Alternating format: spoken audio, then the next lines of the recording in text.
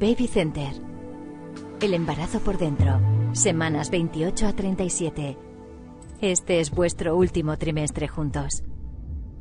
A las 28 semanas tu bebé pesa unos 900 gramos.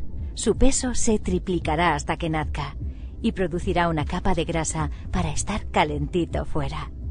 Su esqueleto se endurece, pero los huesos del cráneo todavía no se han fusionado para que pueda pasar por el estrecho canal del parto.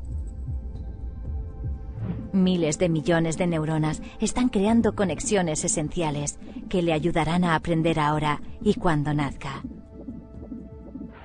Ya puede abrir los ojos y ver la luz que entra. También puede oír, así que adelante, háblale o cántale. Cerca del parto se le desprenderán trocitos de vernix gaseosa, una sustancia blanca que lo recubre para proteger su piel del líquido amniótico. Tu bebé tragará algunos de estos pedacitos y otras secreciones que se transformarán en sus primeras heces.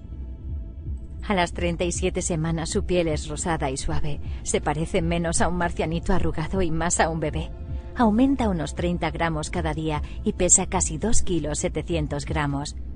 Tu bebé ha llegado a término. Antes del nacimiento, casi todos los bebés giran. Tu bebé permanecerá así, con su cabeza descansando en tu zona pélvica, mientras se prepara para salir al mundo.